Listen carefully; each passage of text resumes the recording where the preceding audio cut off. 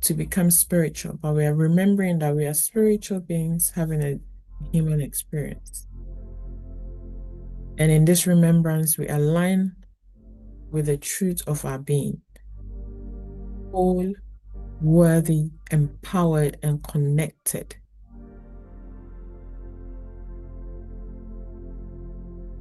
We are not here to get something, we are here to let something emerge from us.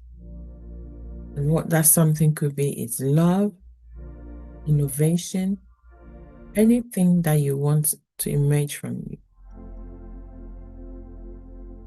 And so we open ourselves to divine download, inner guidance, truth that liberates us.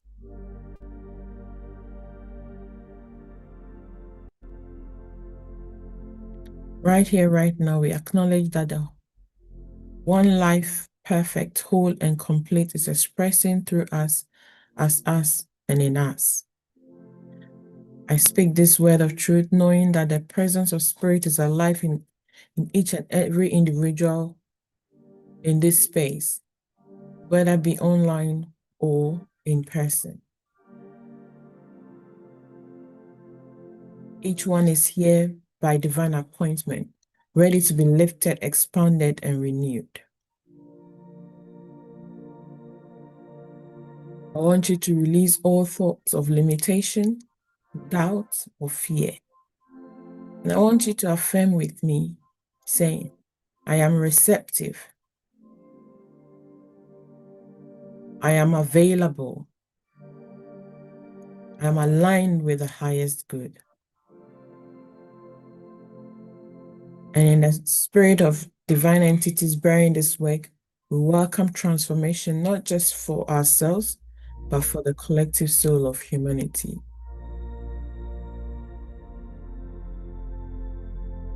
We open this service with holy expectation that transformation is not only possible, it is inevitable when we surrender to divine will.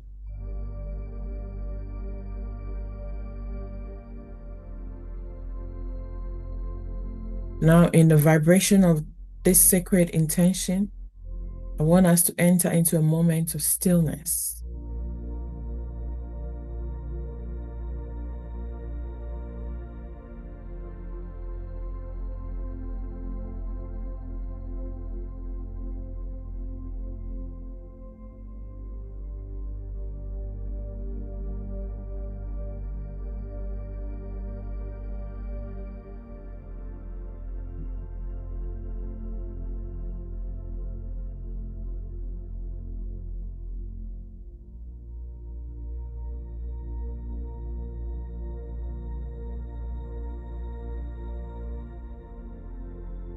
And in this stillness, beyond words, beyond thought, is a source of all.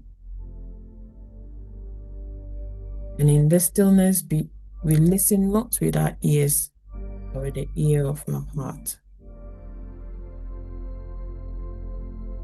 Let the still small voice guide you. Let the divine love embrace you. And as the scripture says, be still and know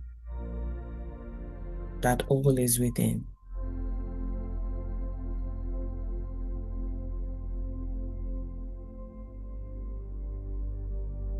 Now I want us to begin to return to our body, to ourselves, to our awareness.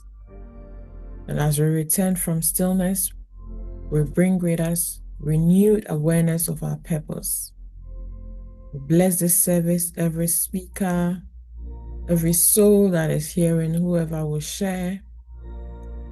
We affirm that this time together is sacred, is powerful, and transformative. And let us all say together, and so it is. Amen. Amen.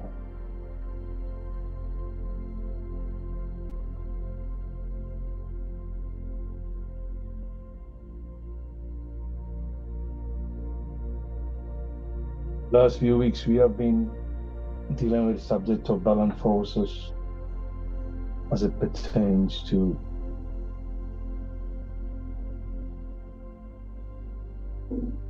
the sacred flow without force.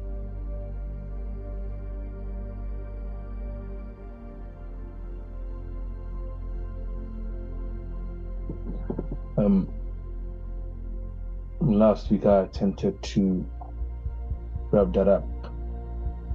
I'm not sure if anyone wants to highlight their takeaways, and then we can move into what we've got for today as we pick this up in another dimension.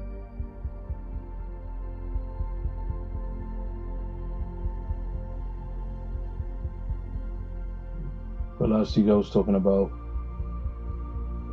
or I was kind of blending or weaving that flow into who we,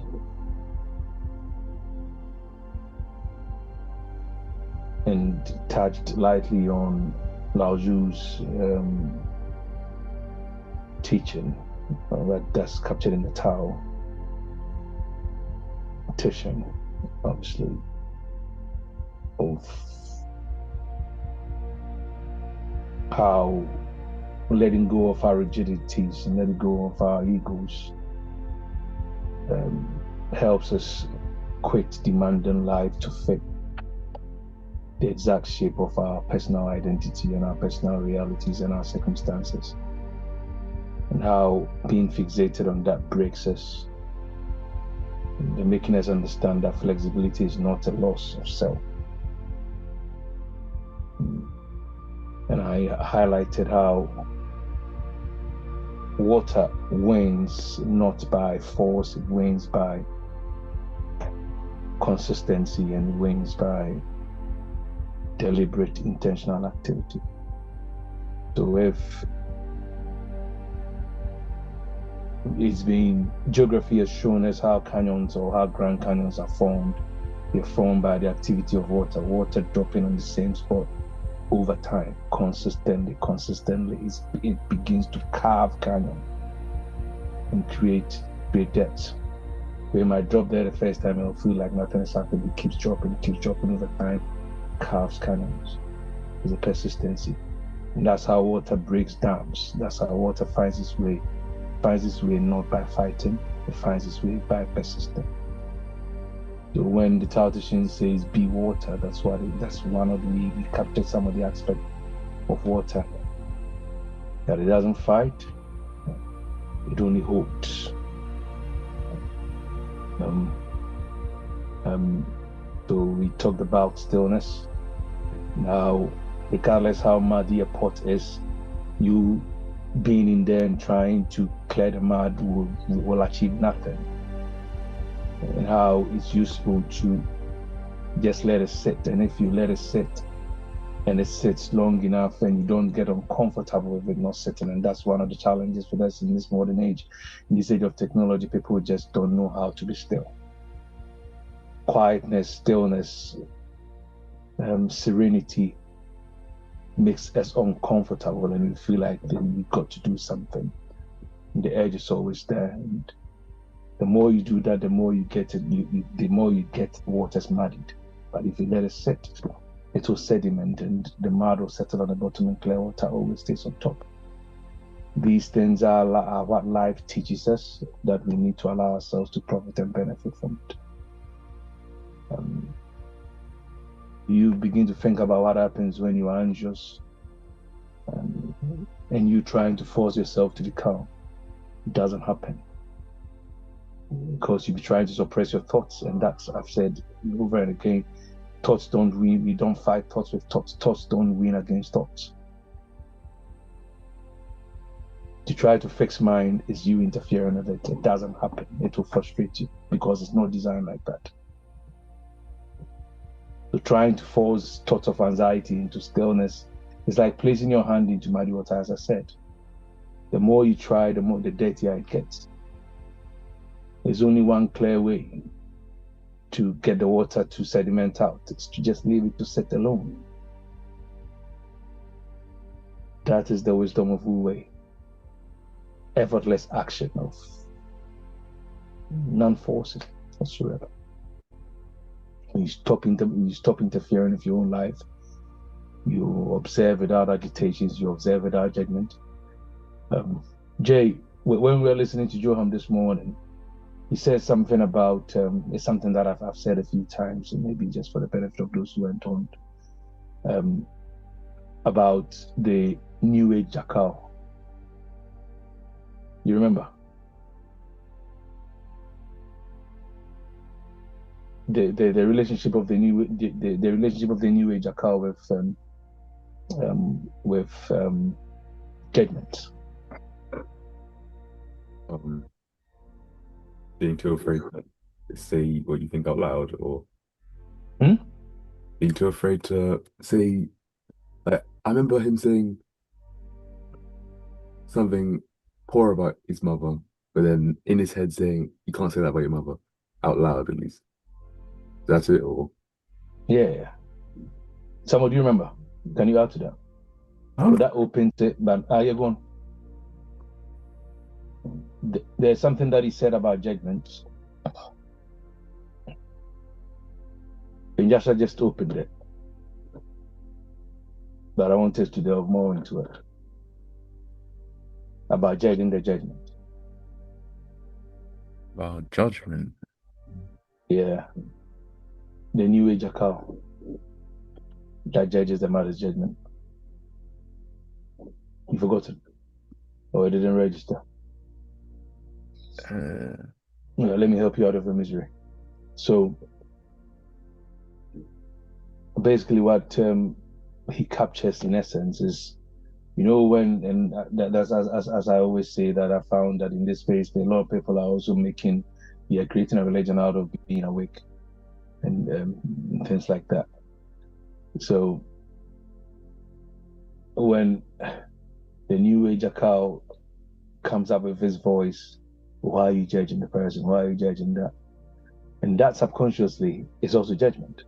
You're judging someone for being judgmental. That's also judgment. And that draws you deeper even into the paradigm of judgment. And we do it. See?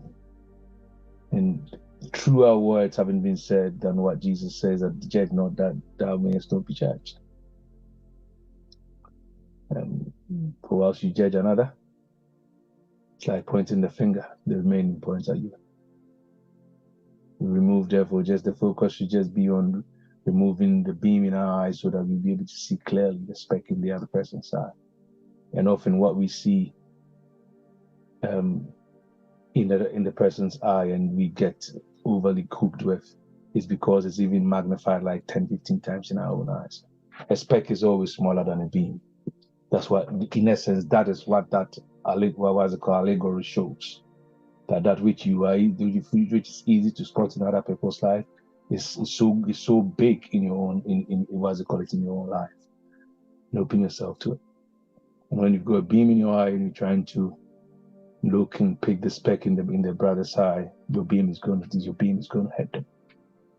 It's going to punch them. That's how crudely I break it down, and it helps me. It just keeps me in check when I'm being overly judgmental of people. So just let it sit.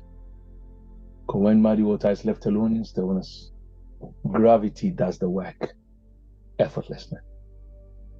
Gravity, that's it. It pulls the sediments to the bottom, and then clear water stands. So I say, the mind that's at ease always finds the answers.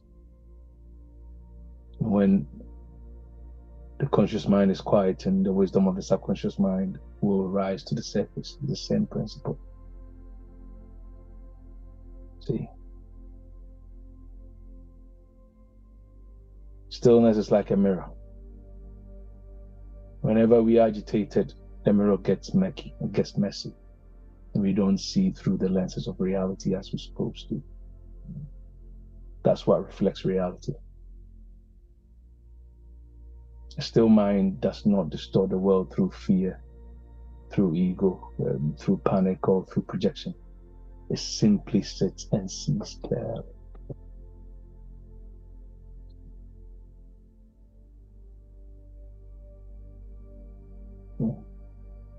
I'm not sure if anyone has any questions to that. Then we can pick it up for what we need to talk about today.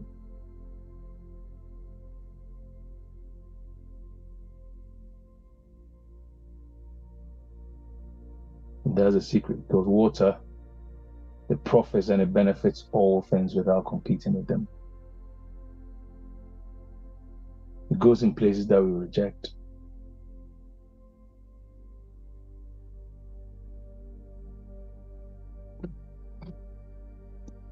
For that matter, is closest to the Tao or to the Tao, whichever way you want to pronounce it.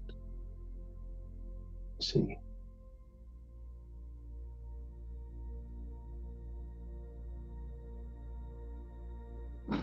Are there any questions?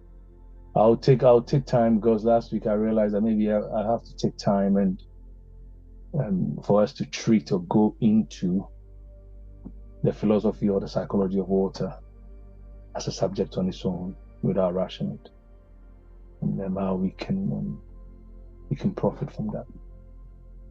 Are there any questions?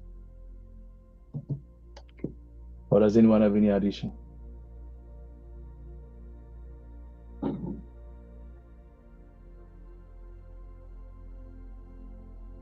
Hmm?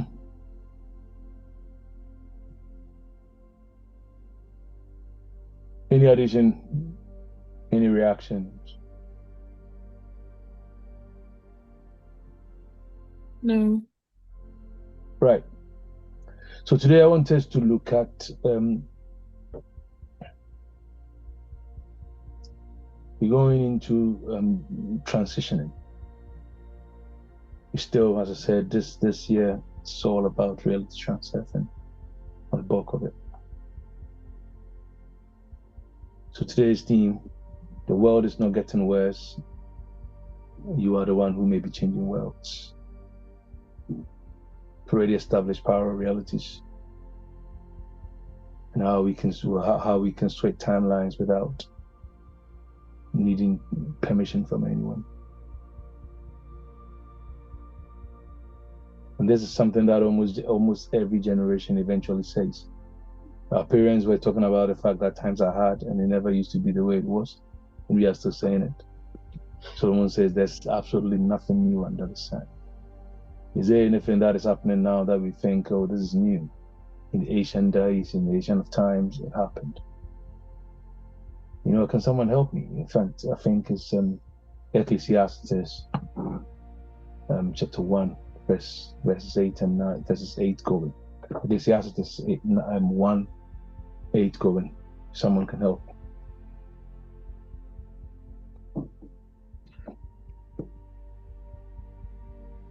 Let me give you one scripture at least. Okay. You want to read? Sure. Right, go for it.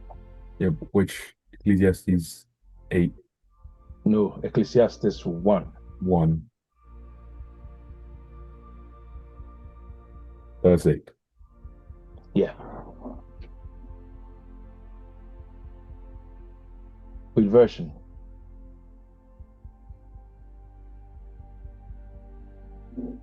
Which version are you reading from?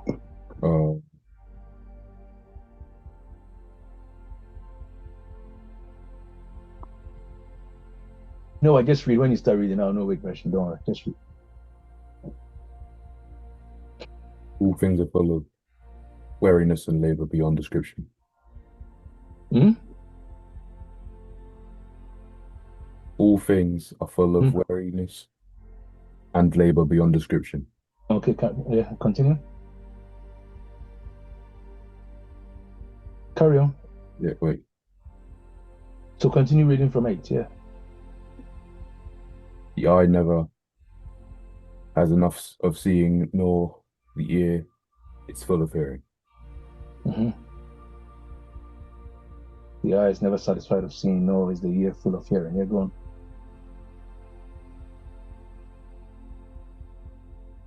What has been will be again. Mm-hmm. What has been done will be done again. Mm-hmm. There is nothing new under the sun. Yeah. Is there anything of which one can say, look, this is something new? It was here already, long ago. It was here before our time. No one remembers the former generation, and even those yet to come will not remember by those who follow them. Mm.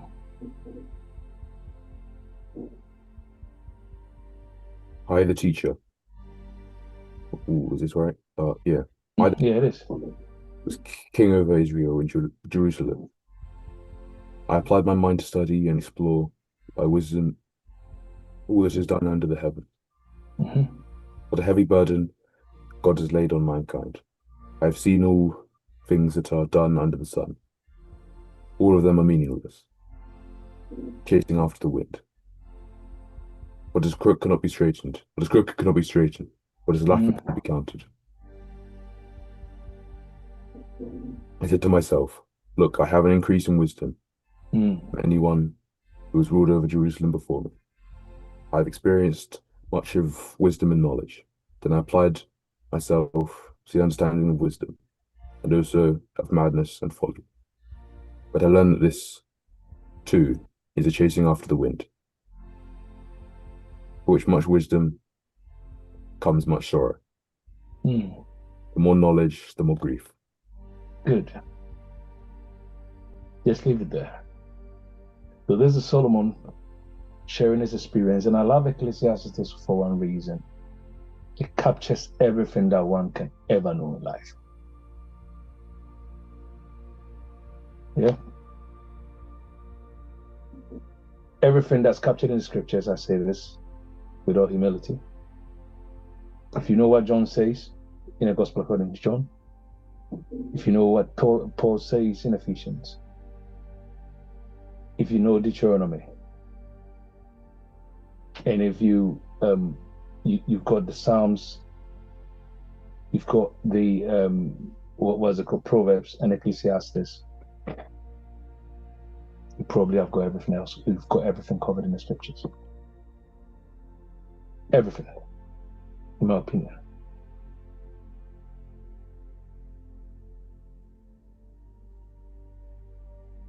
And everything captured. Yeah, maybe you can add the book of Job for to cover mysticism or deep mystics. Everything. If you're bored, you can add Genesis. So Genesis, Deuteronomy, Psalms, Proverbs, Ecclesiastes, Job. Gospel according to John, Ephesians.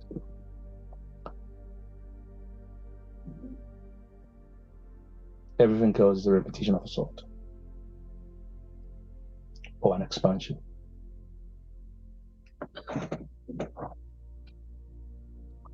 Boris. This is what the preacher said, that he set himself up to benefit, to profit from the experiences of life, from the lessons of life, and he came to the conclusion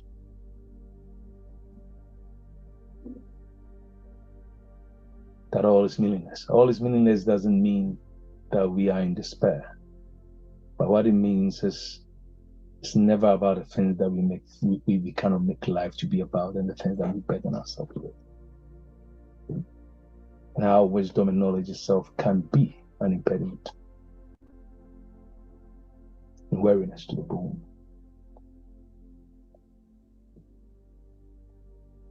And that is talking about artificial wisdom.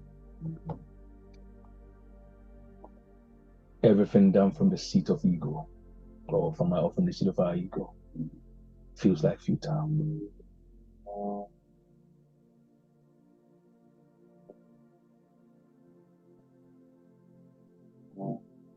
So we will always say things are so as conflict. So whenever you are caught in the web of saying, "Oh, things are not what they used to be," just smile and go. It's always been like that.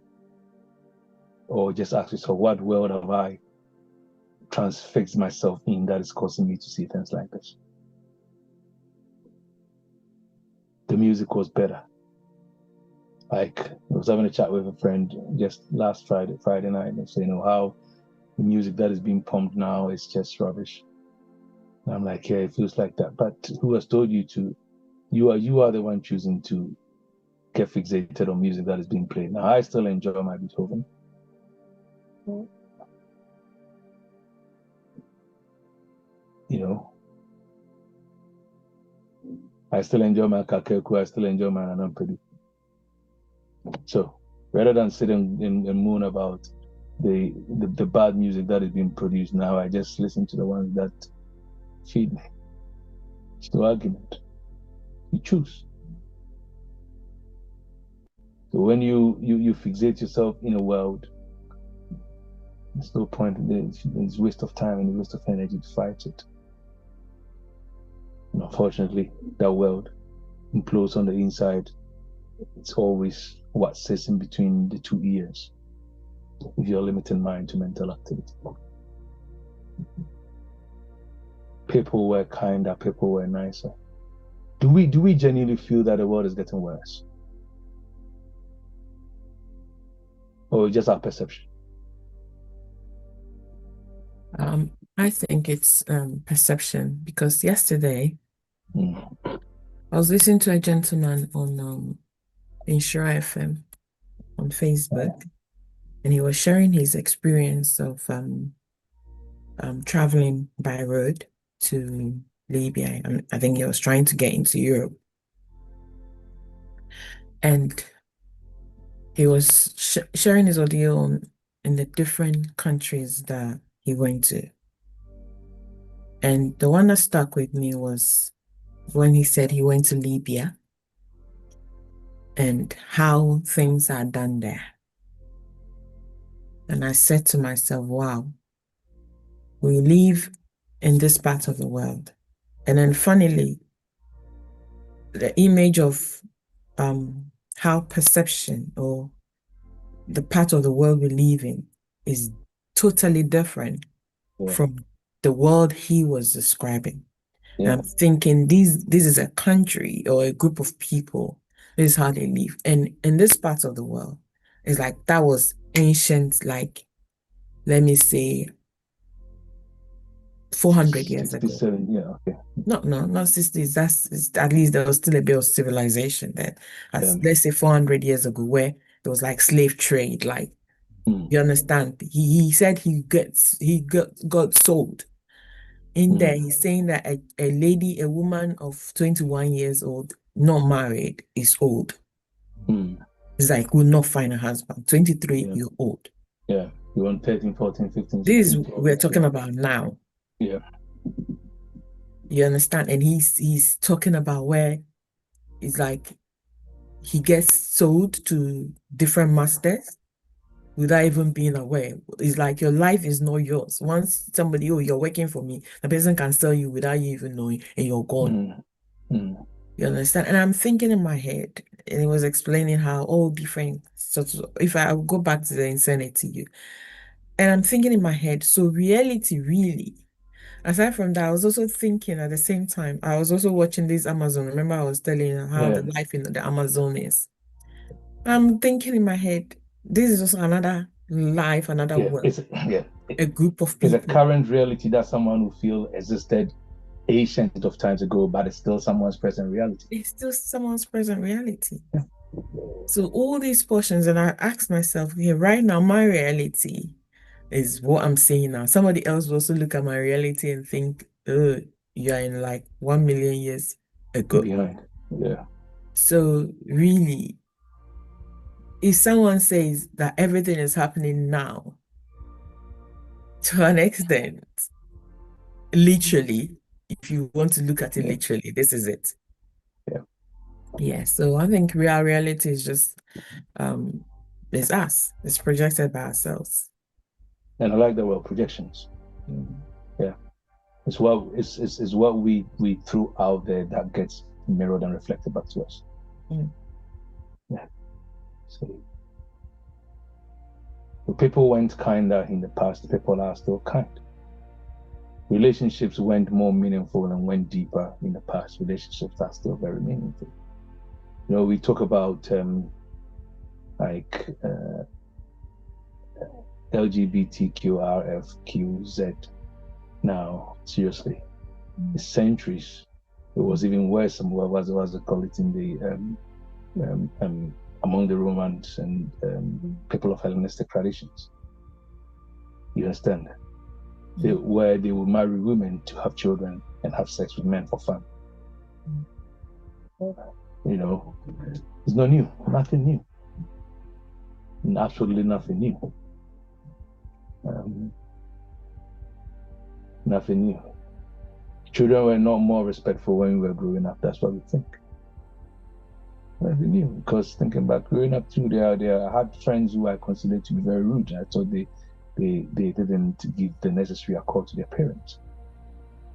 I grew up with kids who would fight their mothers and stuff like that. You know, nothing has changed. Life wasn't simpler. And I always say that, you know, naively with the father's child, before, when we think that we've got with the advent of AI, we can do a lot more. It's true to an extent, but also more of life is being taken away from us some ways, as well as go one way or the other. See, back in the 60s, 70s, you buy a car and it has a manual on how to change your clutch, how to change your brakes, and how to fit your fan belt and stuff like that. Now you have a car, and when you have something as simple as something stupid goes off, you need to take it to the mechanic. Someone needs to do it for you. You see, basic things. Now we've got AI doing calculations faster than the human brain could do it in real time. People are getting dollar. You have someone 5 times 6 right now, they need to go punch it on the calculator. But in the same space, see, why I love Jim Quick, he's my favorite brain coach. The same time where people are struggling to remember what the words they spoke 10 minutes ago, someone is putting together thousands of pieces of information in their head per one, remembering the phone numbers of 100 people in 5 minutes. And you can't even, if someone were to tell you their mobile phone number right now, you have to try 5, 6, 7 attempts to try to remember it. See? So it's the timeline you're switching to. It's the world you're choosing per time. That's the whole point. And if you get this, that's my message done. Everything else I'm going to say is just going to be a repetition or me trying to explain or to just drive the point home. But that is the core of what I'm saying today. See, when people think that they were happier yesterday, so Solomon goes on in that text and says, never say why was yesterday better than today. See, and that's what I want us to sit with today. What if the world has not deteriorated to the degree you believe it has? What if your life is not worse off in a manner and in the fashion that you think it was? What if what has changed is not a circumstance, but you?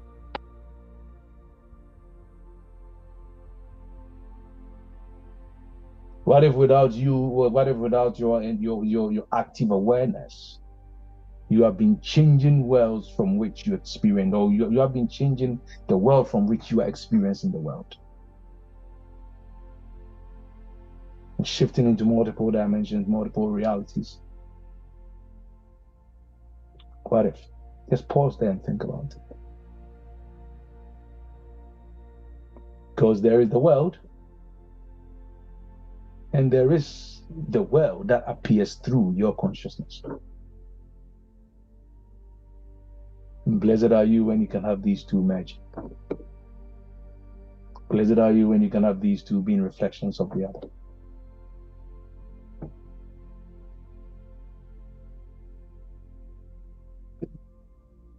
Two people can wake up in the same city, in the same house, in the same room, walk through the same streets, work in the same economy, work in the same office, live under the same government as we all do, hear the same news, and yet by the end of the day, one will tell you life is full of possibilities, and the other may tell you everything is falling apart. Exposure to the same circumstances. What makes one always look on the bright side of life? Life is full of shit. You remember that song? The Life of Brian. You need to watch it again. It's one of it's one of my favorite movies of all time. Watch it by yourself. You're not memorizing the song, are we? Huh? So we are not going to memorize that song, are we? Yeah, but it's one of my favorite songs. Yeah, I love it. Always look on the bright side of life. You know. So people, we go through life, listen, open to the working in the same place, we're walking in the same streets, living in the same economy, living with the same government, the same economic structures. And you encounter the same weather, hear the same news, and yet by the end of the day, one feels it's been a great day full of opportunities, another feels it's just been a rubbish day and the world's falling apart. Same planet, but different worlds.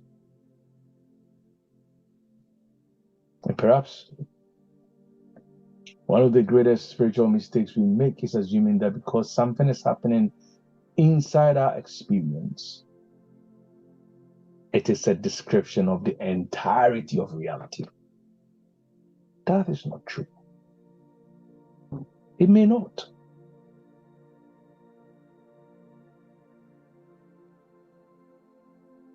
If we could have a close attempt at defining it, it may describe the state from which we are currently looking. And I believe this is where the journey begins for the best of us. So I want you to think about childhood for a moment.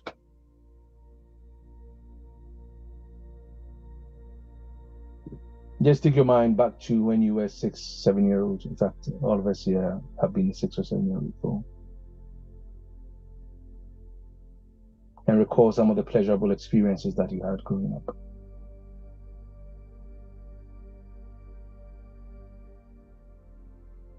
And how many of them you will still call pleasurable where your reality is right now? Can you identify any that you will call pleasurable now?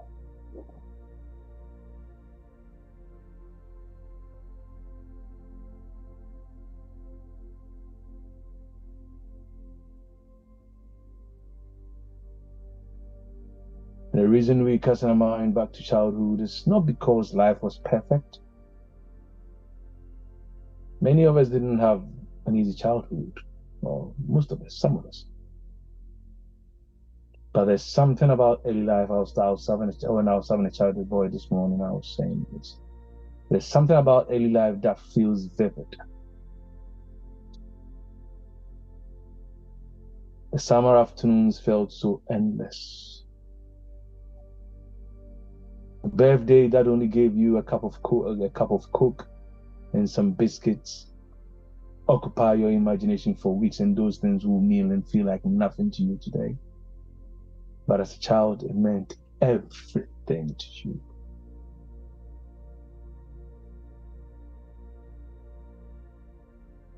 Go on a holiday and you couldn't wait to get in the water. Now you go on a holiday and you feel bored, you rather sit on your phone and turn off the phone rather than get in the water and have fun. What changed?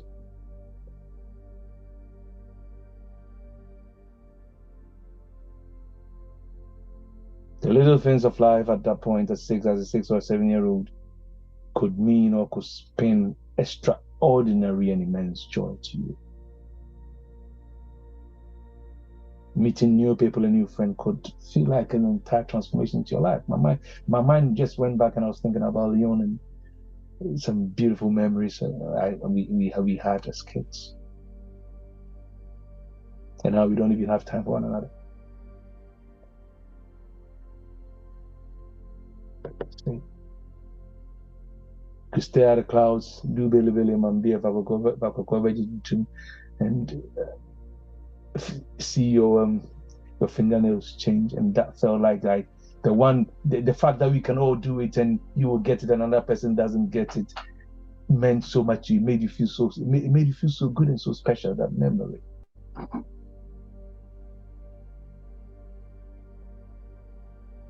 You could make cars with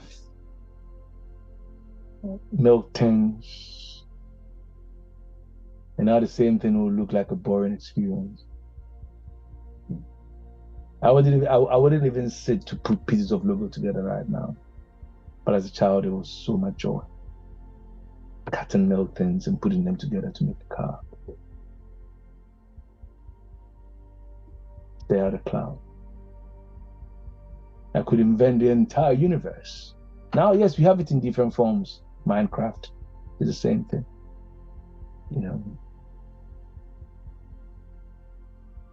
Getting absorbed in things that adults would call insignificant.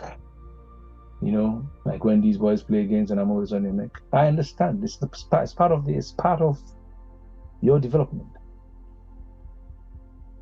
The only thing I highlight is that you're not getting to the place of thinking that is the summation of your life, and without it, life doesn't happen. It's the other side of the reality that I want to paint to you.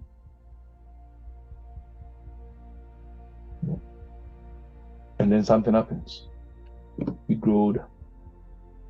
The world becomes more familiar. Responsibilities accumulate, they build. Disappointments build up. Comparison. I'm here, my mates are there. I'm there, my mates are here. This person has got that, I don't have it. He's been on the nicest holiday, I don't have it. They've got the nicest husband, I don't have it. They've got the prettiest wife, I don't have it. They've been married and divorced 6 times. I've not even had one successful relationship. They are ugly and they managed to marry. I'm pretty and I don't have a husband. Oh, I think I'm pretty, let me put it that way. Expectations accumulate, and gradually the extraordinary things of life, of childhood, are called childhood life. They now become ordinary, and we stop appreciating diversity. We stop appreciating the beauty of life. We start overly evaluating. Okay. As a child, I looked at Lake Bosom Tree. It looked like the sea to me.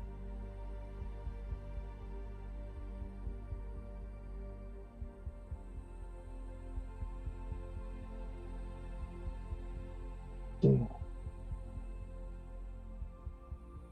A friend of mine at work said this, and I laughed, but it's something to my brain. I was like, he was going on a holiday to Cornwall, and then he's doing a cycle trip to Cornwall. He loves to cycle. He's attempted the Tour de France and failed, but it's good because I've been sat on my desk. I've not even bothered to take a bike out. And he was like, his son was looking at the reefs, was looking at the ocean. Like, wow, this is amazing. This looks beautiful. And he was there looking, oh, how expensive the hotels they are going to be. And when he said that, I'm sure he didn't even, how I interpreted that is not what he was saying, but it spoke something to me that got me thinking.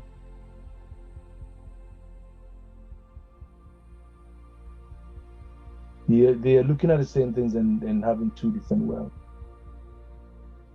Adult life has taught him that, oh, well, this comes at a cost.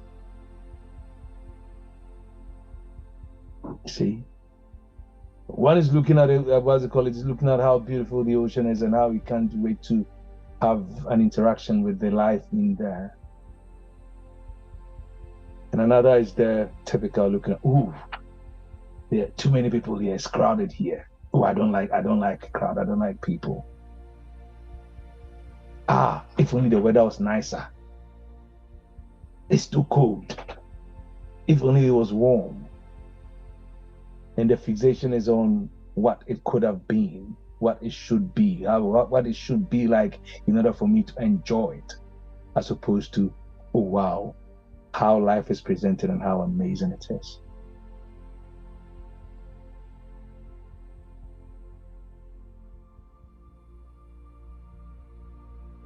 One of the most depressing I've found out, I put my hand up, one of the most depressing things ever in life is to be in a place and wish you were somewhere else. To be in a relationship and wish you had something else. To have food in front of you and wish you were eating something else.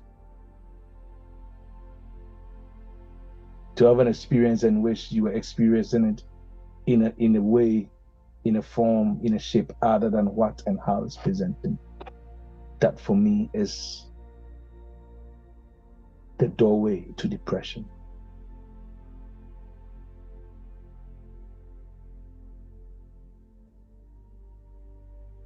You're having a beautiful experience, and straight away, rather than pause and take everything in,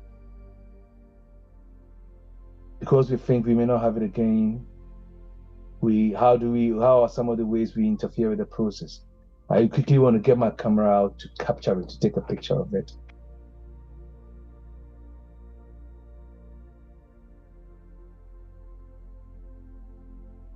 These little subtle things which draw us away from the beauty, the joy, and the immensity of life by time. You're right. I was listening to a guy and he was discussing his time at the Amazon. Yeah. And he was saying how talking about how the leopards like come around, and you're saying that they don't attack. They just most of the time are smell and they smell us. So when you put perfume and aftershave and all those things, they smell you before, so they hide. You don't never get to see them. But he was going and he didn't put anything on. So he smelled like obviously like nature, like them hair. So he said he saw it. He didn't realize it was even behind him. And he saw it. It was so beautiful, so magnificent. It was like, and the person interviewing him asked, "Oh, so did you capture it?" And he said, "No, I didn't even want to bother. I don't want to miss that moment." Miss the moment. Busy trying to capture, because the animal was going its way. He was also going by, they were just. By the time the phone is out, the moment is gone. Exactly. So what you're saying just brought that memory, to mind. Yeah. And everything we have, and it becomes an addiction, and we think about, oh, this is nice, I want to recreate it. How do I recreate it? I need to store it. And then I want to get I want to get my phone out so that I can immortalize that experience. But life isn't like that. How many of those pictures have you collected that you never even come back to them ever?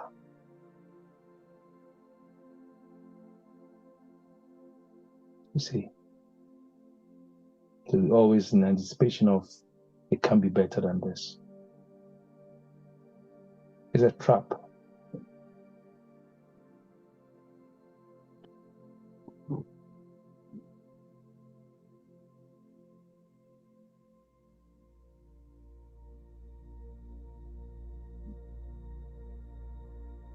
So the same ocean that looked exciting to you as a child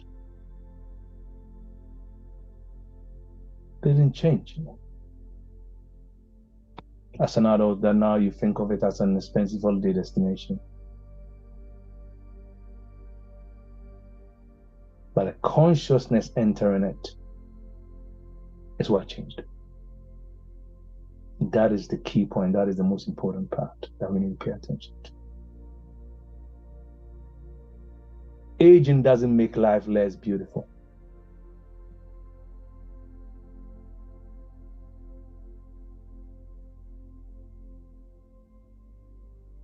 So what diminishes is not the beauty of things, but it's our availability to hold the consciousness of that beauty is what diminishes.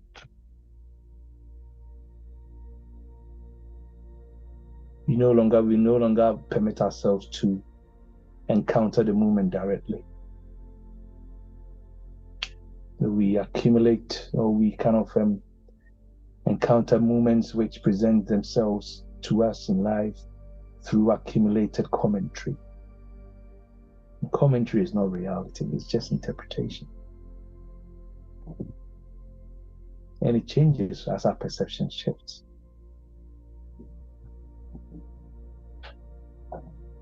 Am I clear to this point? Imagine standing before a magnificent landscape. Mountains in the distance. I love mountains anyway. Golden light across the valley. The trees moving, being blown by the wind gently. So you stood in a mirror. So like when I go to Niagara Falls, I always get a hotel, or the times I've been, I always get a hotel with a window that looks straight at the falls. So I can open, I've got videos there. I can open the window and look at the falls. In the middle of the night, the light is so beautiful. I don't even have to go to it, but I can see it. Okay. So that is coming to mind. If I draw the curtains, the falls are still there. But will I see it? Will I see it? The beauty of the falls won't change because I covered the window. The beauty of the falls won't change because my window got dirty or got messy.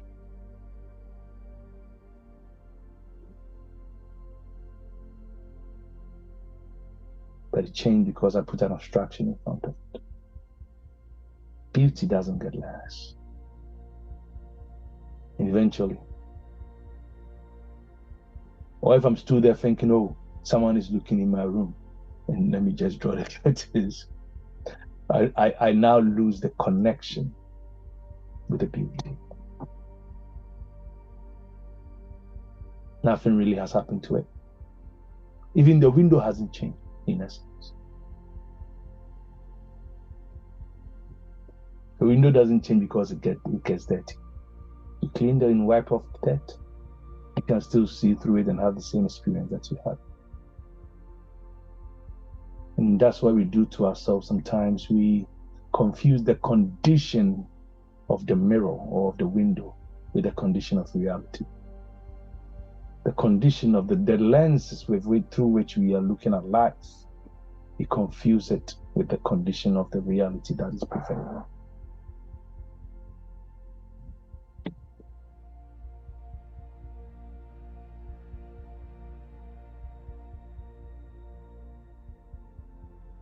Your consciousness is not merely observing life, but it is, in essence, mediating your experience of life. But when we say that you pure consciousness, that's what we mean. Your beliefs are part of the window of the mirror or the window that reflects it. Our expectations, our disappointments, our resentments, our memories, our fears, our assumptions, our unresolved pains, our habitual conversations.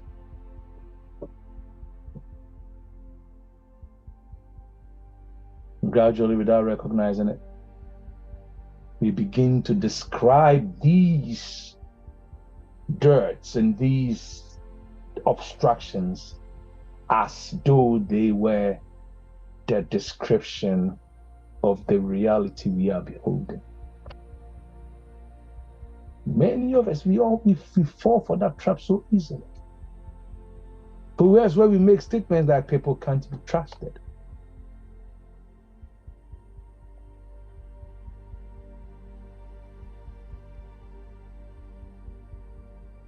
Because you had an experience with someone that felt like betrayal, that then becomes the reality you hold. It's not, I've always said this humorously, but I mean it. It's not that people can be trusted. You haven't developed your intuition. You haven't developed your discernment. If you develop your discernment, you can see through people. That's why the scriptures will say that Jesus, he knew what was in man. He didn't put his trust in man. We never absorb reality. We never absorb the responsibility. You always make it about, and anytime you make it about someone else's fault, you lose your power. It's got to be, it's up to me. What Brian Tracy taught me years ago, and it's become part of me. Whatever thing that is presented in my life, I always will put my hand up and say, I am responsible. That straight away gets my brain, my mind to begin to think of how to own it and how to change it. If I feel and think someone else is responsible, I can't do anything about it. But if I say that I'm responsible, I put the power in my hands to fix it. I put the power in my hands to do something about it. I put the power in my hands to change it, if change is required.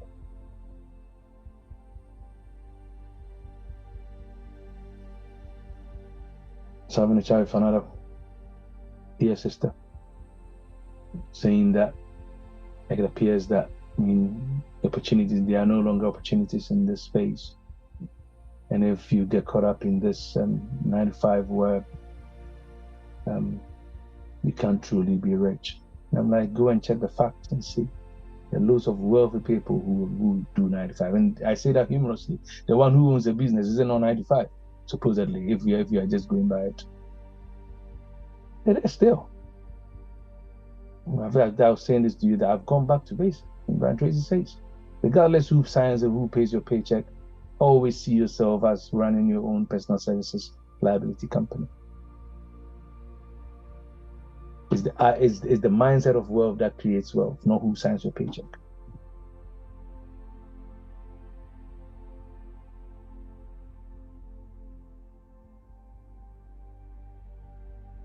Not who signs your paycheck.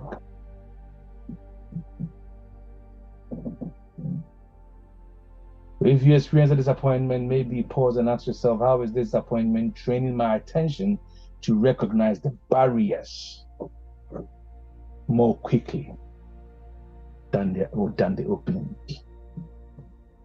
That's a shift. As opposed to, I feel that I'm disappointed, I can't trust anybody anymore. It's too low, in my opinion. It's disempowering. It is disempowering. Maybe that heartbreak was quietly to become your philosophy. That's not what Socrates said.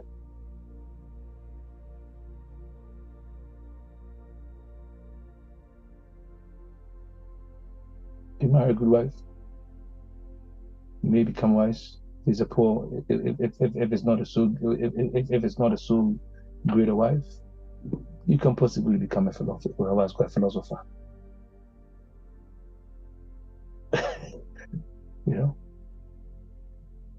Life is hard.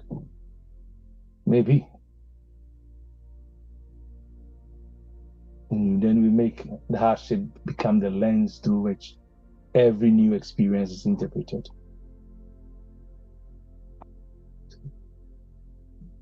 So by becoming precise, spiritual maturity, the what's called maturity, requires precision, living a precise life.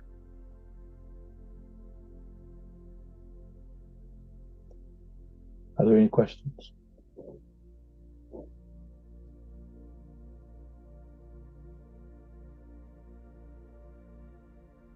And when we say this, we are not denying what you're experiencing. Like, someone is saying, oh, but I'm in pain. Yes, I'm not saying deny the pain. That reality is real. Let's say it like that. But it may not be the entire story. It may not be it's not that it may not be, it's not the whole story, it's not the whole reality. Situate that within or in the context of the big picture, or within the confines of the big picture.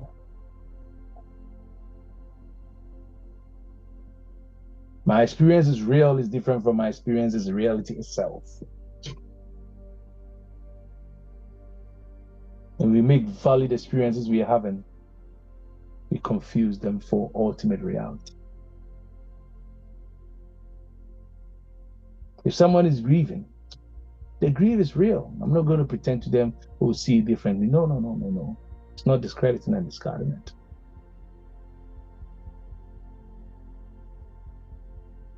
If someone is struggling financially, yes, that hardship it's real. Someone is experiencing a betrayal, injustice, or a loss.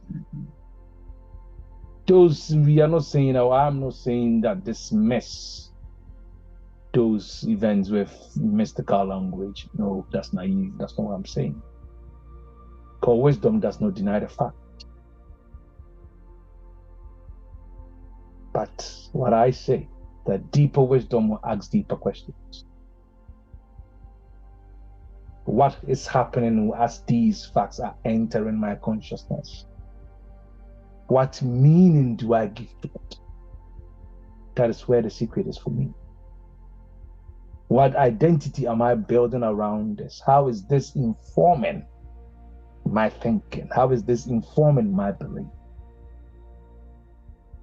What expectation is this creating? What story is beginning to repeat itself? What possibilities do I notice out of this? How am I becoming responsible with the way I'm processing this? Two people will lose a job in the same afternoon, same company, same redundancy, same economic environment. One may think this is terrible. I did not expect this. This is a real story I'm telling you. But perhaps this chapter is over. I need to understand my options now. Another person might think, oh, I knew it. Nothing ever works for me. This always happens to me. I probably lose. I'm probably not going to be able to pay my mortgage and lose my house. Oh, but at my age, nobody is going to employ me. The economy is finished. This was a conversation I had with an elderly friend of mine. He was saying things like this when they were getting rid of him. And I told him, Oga, you wouldn't mind me saying this anyway. Money. But Oga, this is a new chapter. They don't want you, don't fight it. It's clear, the handwritings are on the wall. When they gave you the probationary period, that was when I told you, don't expect anything. And that wasn't being negative, because I was aware of conversations that had gone on in the back, but I couldn't tell him that based on what I know, they are going to get rid of you. So I'm like, build no expectations of staying in this company after this period. Begin to look elsewhere. Guess what? They got rid of him. He walked away. He's making 30,000 extra to 25,000 extra to how much he was being paid in a job that he felt like you were going to get rid of him, and he's going to struggle with his mortgage and everything else that came with it. He was over 60 and he didn't know how he was going to start again. He walked into an opportunity that was worth 25,000 more than what they were paying him. He makes reference to that every day, and he always tells me, Sam, I owe you. And I'll just say, Joking, Oga, you don't owe me an opportunity. Bring me money. If you are making money, put some in get my account number and put some in it. Don't keep telling me you owe me, you owe me. You know, if you owe me, pay your debt. You see? That he was all negative about it, being sad about it. And I'm like, no. It's just a chapter in your life that is over. New opportunities are emerging. Don't fight it. So, two people can have the same experience, and two different realities can begin to form based on their consciousness. Not necessarily because one is mystical, the mystical force instantly arranges things in the universe. No, that's not it. But because our interpretation creates the sequence of perception. It creates the sequence of your emotions, and then that dictates the sequence of your actions. Perception, emotion, action. Perception, that cycle is not broken. How you perceive will dictate your emotions, and your emotions will dictate your actions. Simple.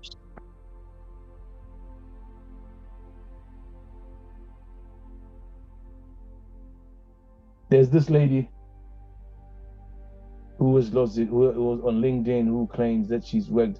Did I share that with you? She's got tons of experience as I think you shared that with me, didn't you? I shared it with you. Yeah, exactly. And because I knew that we were talking about this, so my mind was going to the story, yeah? And I just sat thinking about it. The tone of her message is quite depressing. With the wealth of experience that she's got, she's still there thinking she needs to go with cup in hand begging. She can't clearly see the opportunity. She can't see possibilities around her. Collecting evidences of catastrophe. But to another, it's time to make phone calls. It's time to look at what I've got working for me. It's time to look at what shift I need to experience with this. She's spending her time replaying the injustice rather than begin to reinvent herself and reinvent her life in a way that is stronger and bigger than the old version, the 2.0 version of what she's been. Making herself an unwilling victim of life. Look at it, when I read that, it sounds to me like, look at what life has done to me. Victim mindset. The inner architecture is everything. Inner government. You need to read that book.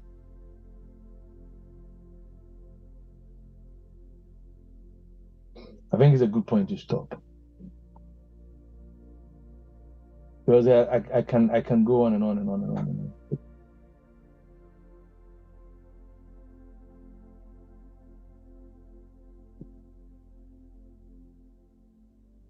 Don't just enjoy the chatting.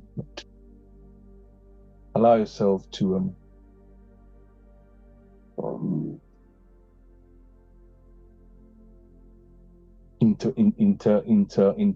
interfere, or should I say, intermarry with the wisdom that is being poured. These things are life-changing. That's why I spend my life doing it. And I said this over and again. Even if it's just one person I know who wakes up to this truth, my job is done. I called years ago, you remember, I told you know the story. And I was burning and killing myself, evangelizing this, doing that, doing that. And God told me, focus on the sons I've given you. Focus on them. Pour yourself into them. It changed me. If these boys wake up to this reality, if they wake up to this truth, my job is done. I didn't come in the world to change the world. I came to the world to change me and how I see the world. And if peradventure, I'm ready to get 2 people, 3 people, 10 people, 1 million people come to that same realization, what a wonderful world that it will be. I'm done.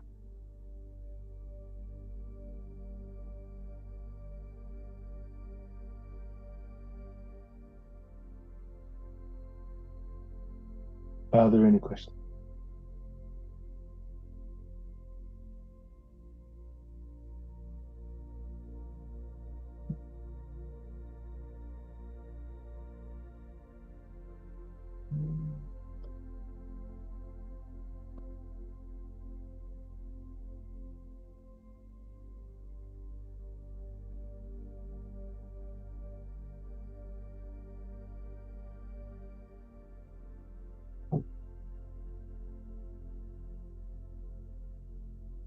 Are there any additions?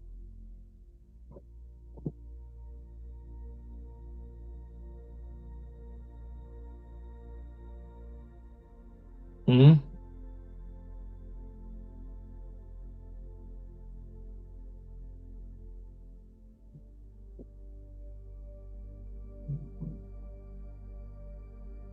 No. I would even be surprised if you said yeah.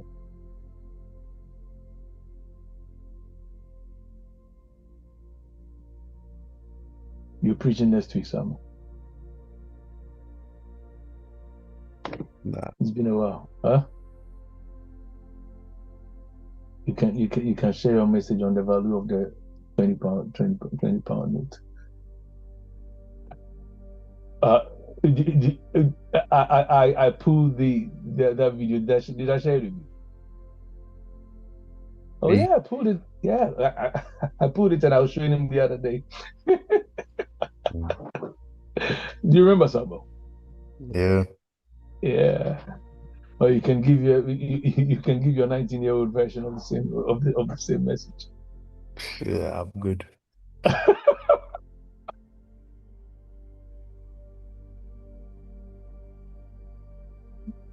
I was looking at them. Damn, people grow, man. How old was he then? That would have been about 2012, is it? 2012, No. 2013.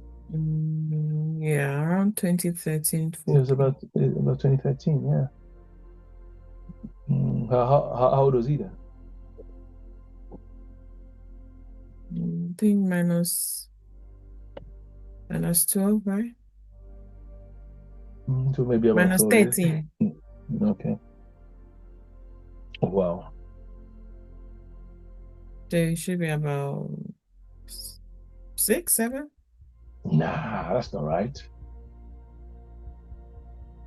Yeah, 2013. He looked 8 years or something like that. He's bigger than his age. Yeah. Yeah. Okay.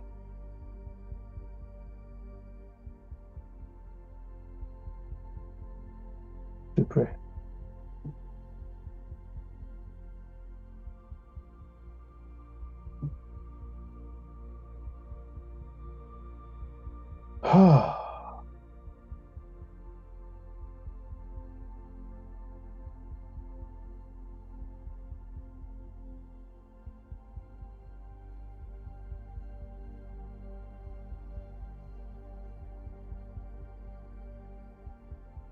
I want you to begin up.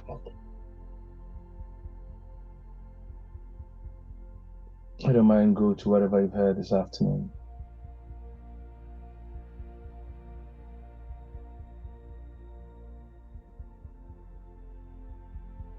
What is it calling you to?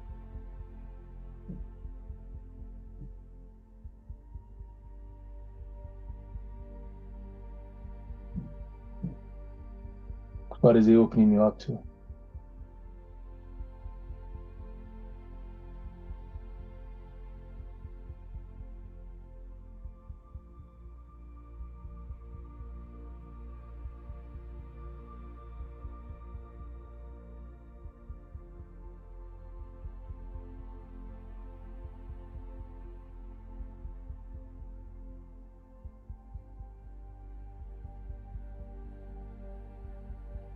What is it pulling your attention to?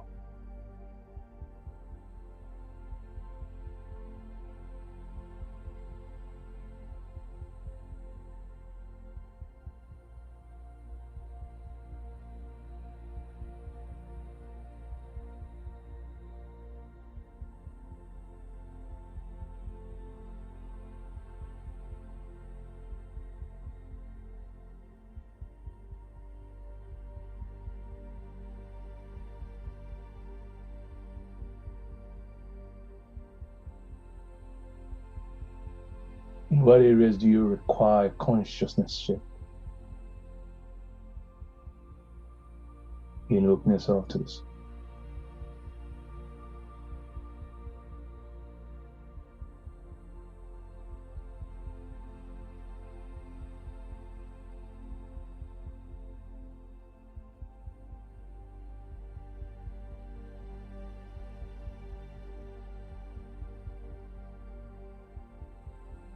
Begin to notice how you're shifting from the place of fighting appearances to the place of realizing presence.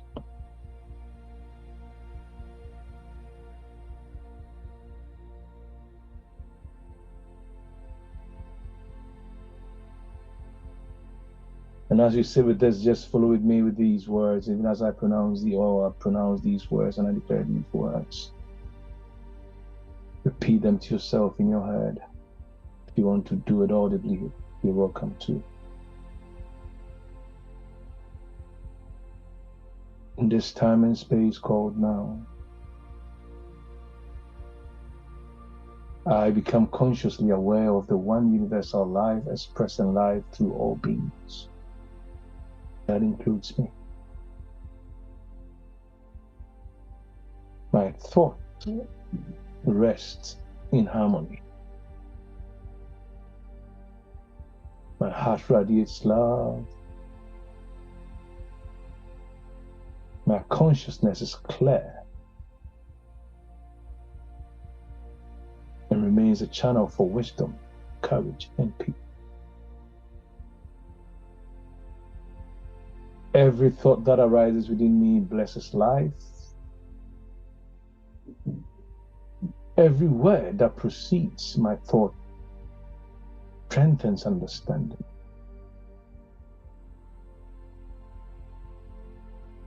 And every act and deed of mine contributes to the healing of humanity.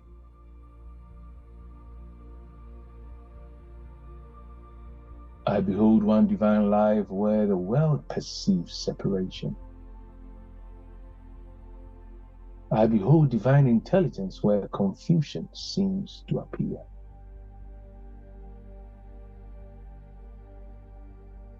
I behold love where fear has claimed the attention of many.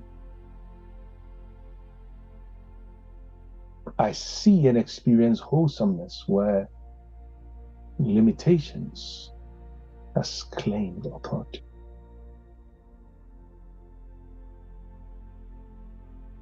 Through the consciousness, I embody the infinite response and finds expression.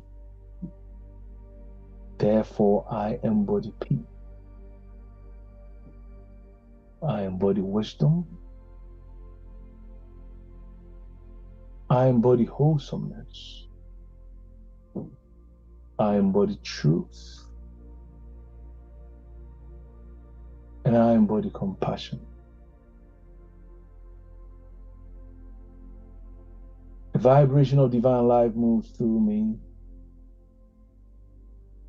blessing every soul it touches.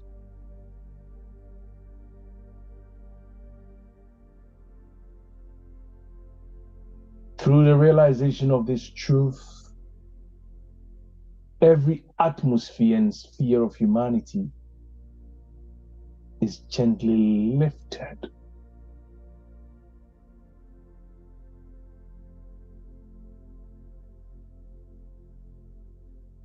Inasmuch as light doesn't grapple and struggle with darkness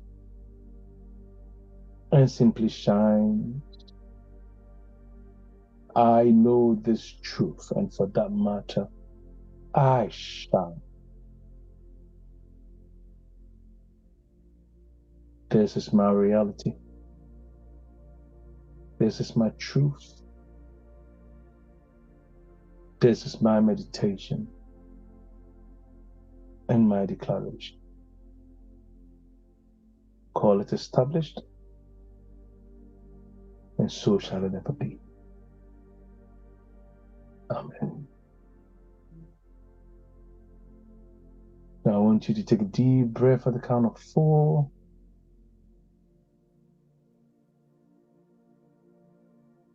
And when you are at the top, hold it for 2, your crown chakra. Feel this breath piercing through the middle of forehead.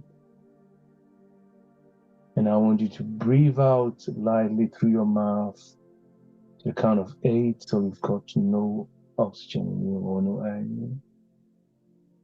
And give it a sign of a big ha. Ha.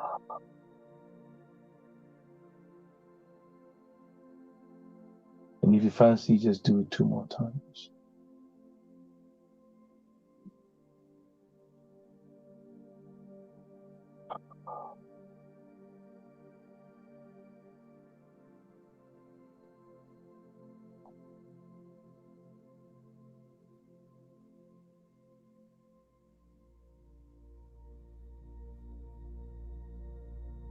You ready? Turn to consciousness in the space where you sat. Rub your hands together. Rub it over your face 3 times.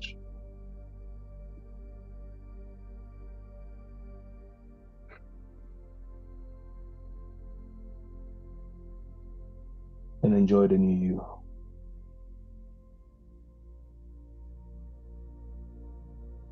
And now, from the place where God remains God in all His fullness, magnificence, influence, impact,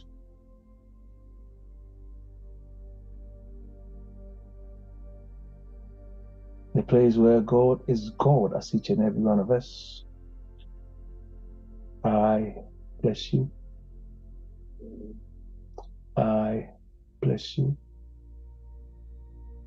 And God bless you. Shalom in life, as all of us. See you next week.